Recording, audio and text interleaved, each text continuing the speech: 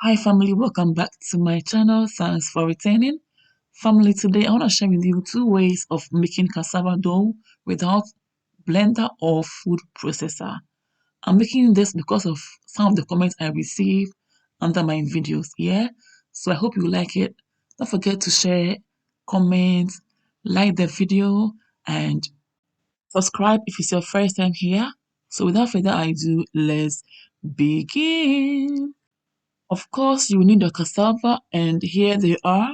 I've let them ferment for about 4 days, and I'm going to peel off their skin nicely. And guys, we will continue from there. Keep watching and go nowhere. And to ferment your cassava, you have to leave them in water. If not, they will be so dry and they will go bad very soon. Yeah, they will turn like yellowish, greenish color. And mostly when that happens, we use such kind of cassava for cassava flour or kunkunte in my local dialect. Yeah, that is why some time back the kunkunte or the abitia we used to make usually look so brown or like darker in color, but these days we don't go for that color anymore. We use nice cassava for our kunkunte or abitia. So how much more the cassava dough that we'll be using for our banku or fufu. So that's it. This is just something little to say about cassava and how to use them differently. Okay. So family, we are done peeling off the skin of our cassava, and you can all see that I am just cleaning up the wet surface. I'm going to wash them nicely again, and we'll come back and divide them into two. And with the first method, I'm cutting some of the cassava into pieces just like this, and I'll put them all in one bowl, set them aside, and guys, we focus on the other method. So keep watching and go nowhere to be inspired. Yeah, please like and share the video, and I'll appreciate it. Right? With the first method, you can use grater, and mostly we use the smaller part of the grater. Okay, just like this. The good thing is this grater already has a container to contain all the cassava dough you are making. However, if you don't have it, you can use any type of grater and you'll be good. Okay, just like this one. Just grab your plate or bowl and grate the cassava into it and make your dough. Okay, we're going to keep doing this until we are all done with the cassava. Yeah. And always remember to use the smaller part of the grater so that always the cassava dough will be about 80 to 85% smooth. Yeah, so we are done with grating the cassava, and this is the dough we have now. It still has some bits in it, obviously, but no worries, we can still make it 100% smooth. So keep watching how we will do it. Okay, so go nowhere and let's do this. I'm transferring it into a bowl, or you can as well leave it like that on the plate and set it aside so that we can focus on the second method. All right, this looks good. Yeah. So with the second method, I've got my earthenware ready as well as my crusher. In my local dialect, you can call the earthenware abutoyewa, and you can call the crusher tapuli or eta. Yeah. Now let's keep crushing and grinding the cassava into a smooth paste. Yeah. With this second method, unlike the first one, you have total control of how smooth your cassava will be. In order not to stress myself too much with the grinding, you also how I started doing it.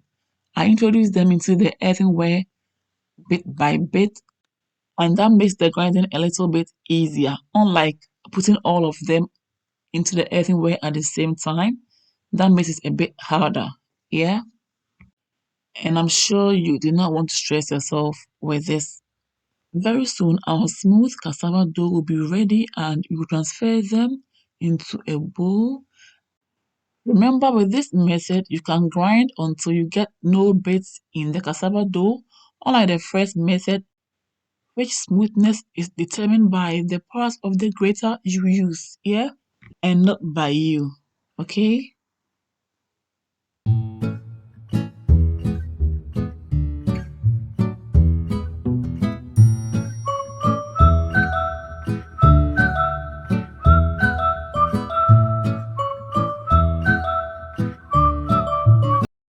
Now, for you to get a proper dough and not to get a soggy one, you have to let some of the water drain out, just like this. But there isn't too much water really, and it's all good.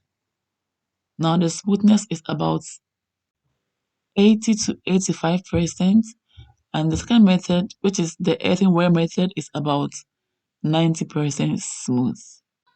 Because I couldn't put in so much effort to be completely smooth, that's why. That's the difference, yeah? So, family, just like that, in no time, our homemade cassava dough is done, and I've shown you two easy ways of making it. Yeah, but go nowhere.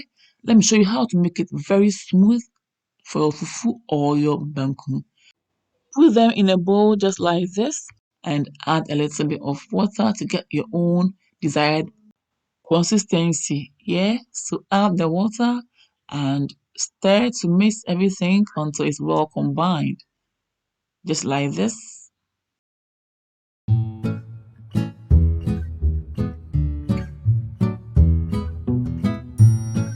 After that, we're going to strain to get all the pulp out.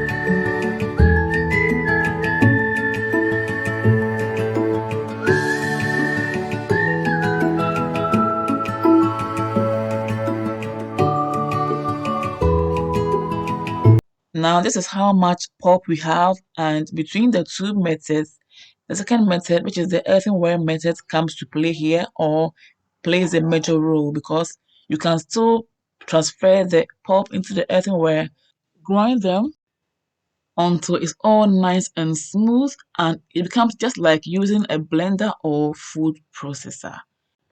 Even though it's a bit of hard work and time consuming, it's part of anything manual. Between the two methods, I prefer the second method over the first method because with the second method, nothing goes waste unless you want to. But with the first method, you have no choice but to discard the pulp or use it for your gari or cassava croquette. In my local dialect, banche akakro, which is not bad anyway, but that's not the main reason why you grated the cassava. So it doesn't really help, yeah? And I do not want to add any more water. That is why I've lowered the strainer into the water in the bowl to use the same water for the straining. Yeah. So family, from here again, you can still grind it until you get a smooth paste, or if you are tired, just discard it or use it for your gari as I've just mentioned, or your cassava croquette, or in my local dialect, banchi akakuru. Yeah. Family, with this, you can make your cassava fufu or you can add your already fine and fermented corn dough to make your banku. And I've shown you two ways of making banku at home with and without a stove. Family, check it out and you will love the process. Or you can transfer everything into a chiffon cloth or nutmeg bag for all the excess water to gradually come out for you to get back your dough. Or you can just leave it like that and transfer everything into a full storage bag. Keep it in the freezer and you are good to go the next time you want to use it. I hope you've been inspired. So for more of these videos, please follow me on Instagram, like my Facebook page, follow me as well on Facebook, and subscribe to my YouTube channel for us to build this amazing family together. Alright? Also follow me on TikTok for more updates. Thank you all for watching till this point. See you all again in my next video. Until then, stay blessed, stay safe, be good, take care. Kiss. Bye, y'all.